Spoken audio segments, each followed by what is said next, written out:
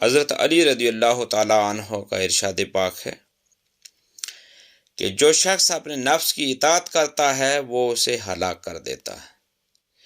صاحب عزت وہ شخص ہے جو اطاعت الہی کے زیور سے آراستہ ہو، اور فرمایا اطاعت سے ثواب ملتا ہے اور نافرمانی سے عذاب ہوتا ہے۔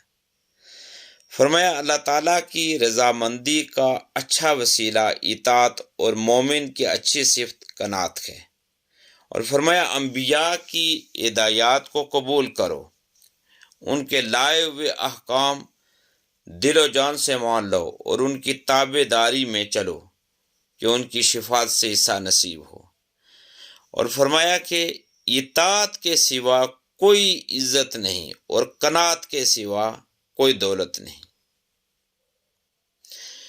فرمایا جس نے اپنے رب کی اطاعت اختیار کی اور اپنے گناہوں سے ڈرا وہ سیدھی راہ پر آ گیا۔ حضرت علی رضی اللہ تعالیٰ عنہ کا یہ ارشاد پاک بھی ہے کہ جس شخص کا انتظام اور سیاست ٹھیک ہو اس کی اطاعت اور فرم برداری ضروری ہو جاتی ہے۔ فرمایا جس میں امانت داری نہیں اس میں ایمان نہیں۔ فرمایا جس شخص کی دیانت داری درست اور صحیح ہوتی ہے اس کی امانت داری بھی ٹھیک ہو جاتی ہے۔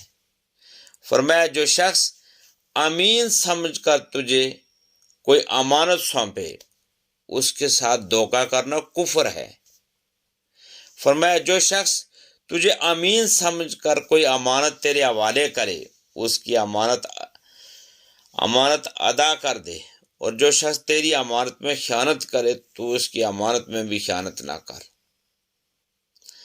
حضرت علی رضی اللہ عنہ کا یہ بھی ارشاد ہے کہ سب سے اندھا وہ شخص ہے جو اہل بیت رضی اللہ تعالی عنہم سے محبت اور فضیلت سے اندھا ہو۔